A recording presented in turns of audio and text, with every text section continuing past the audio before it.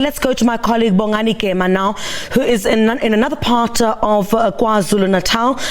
Bongani, a very good morning to you. Thanks indeed for your time. Where exactly are you? And can you tell us what the situation is on the ground where you are? Thank you very much. Good morning to you and good morning to the SABC viewers. We are coming to you from Umlazi East section. You know, we've been following the Umlazi River. That's my colleague Undabe Kumalo will just show you right now. You know, the houses that are built along the river bank, seeing how they are right now. You know, we did come across many houses that are hanging by a thread, and I can tell you that that damage is the damage that was suffered in the last flood that were here in the province. Most of those houses, what we noticed is that most of those houses are empty. You know, the people have evacuated. We are now here at Umlazi. The visuals that we are bringing to you now, most of these houses that you can see are also empty. You know, the people have evacuated, save for one or two that we did manage to see, who were busy, you know, digging trenches so that the water will flow away from their houses. But it seems that, you know, those people who decided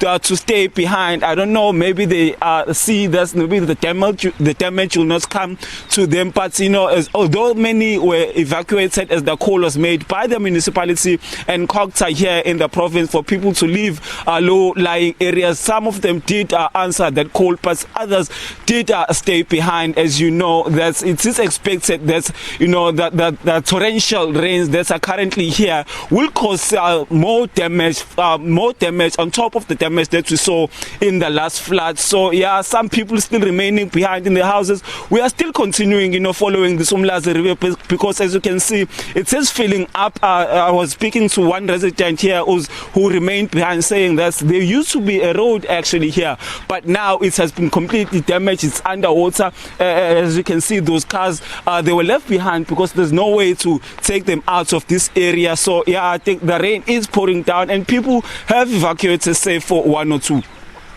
Bongani, do we know what plans have been put in place to assist those who are obviously going to be left devastated by these continuing rains? Because as it stands, there had already been thousands of people that had still or were still housed in community halls following the last bout of the torrential rains. Now, this is bound to exacerbate the problem. What is the municipality saying? Indeed, no, we are expecting that this will exacerbate the problem, but we do know that the Premier is currently, you know, being updated, you know, by the city disaster management on the different measures that have been taken and more steps that will be required. But the Premier, as the day continues, he expected that they will confirm a press conference either today or tomorrow, where they will be telling us what steps will be taken, you know, further. But I know, speaking to the resident that just mentioned to you earlier, he did say that many of the residents here, some who are still remaining, who are not in the community halls, have decided to also move to community halls because they don't know what will happen. Yes, their houses were spared, you know, in the last damage that we saw, but they don't know if they will be, you know, spared now this time around. So many of them are in community halls joining the victims of the last floods. We will, you know, bring you that press conference. I understand it will be virtual,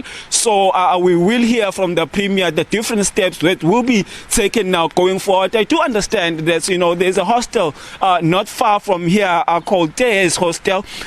We were told that many occupants of that hostel were evacuated to S.J. Smith, which is another hostel not far away from Umlazi, you know, commonly known as Wema Hostel. So they were also moved to that area. So many people who were evacuated understand that the municipality has provided for them, you know, shelter at different places. And, you know, driving into Umlazi, we did see different roads with mudslides. I know, passing Wentworth, we did see a road closure there. I know that's the road, the N2 near the airport. There's also some puddles there, so motorists were warned to be cautious when driving. There are also road closures in Pantown, because I understand most of the hard hit areas this this time around in the south coast, of the province. So that will be from Stenga going up, to Richards Bay, and Tonga. So those are the hard hit areas where there's been reports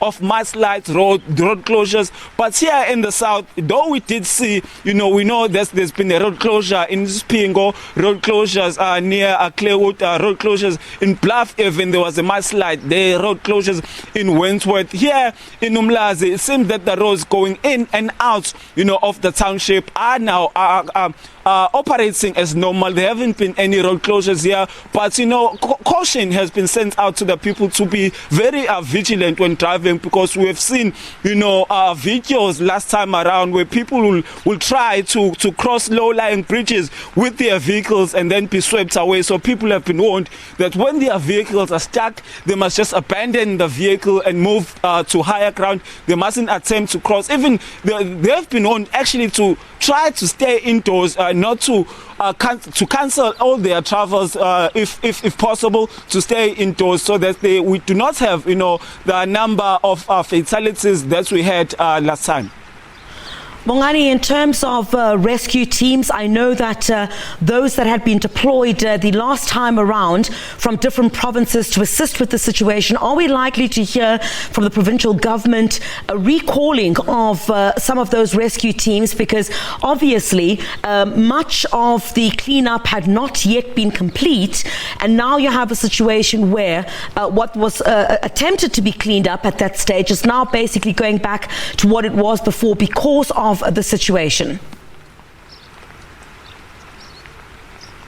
You'll remember when Minister of Police Bheki Cele was sending off the search and rescue teams that were called to the province. He did say that they are looking, into maybe formalizing some units, especially the divers, making them a formal units in the SABC. Also saying that this kind of floods or this kind of weather, inclement weather, is going to be staying with us for years going forward, saying that they've noticed that every 2 or 3 years they come back more severe than the previous one. So saying that they may look into maybe keeping these teams in these provinces that are likely to be facing this inclement weather permanently in those areas. He also did mention that different teams will be remaining here in the province to continue, because although teams from other provinces were going back, some were remaining here in the provinces because search and recovery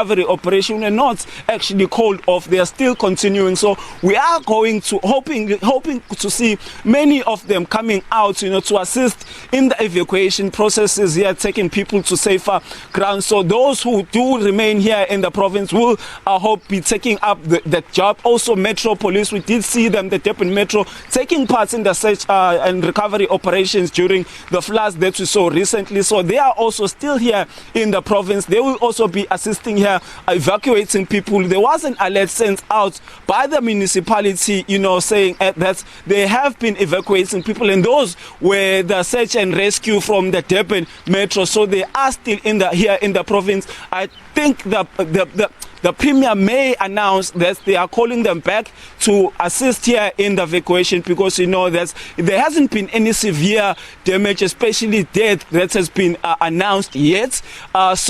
Or other people who may have been swept away by rivers. So maybe those who will be coming back will be taking part in the evacuation processes, but we don't know of any people who have been lost or who are missing or who have died. Bongani Gema, thank you very much indeed.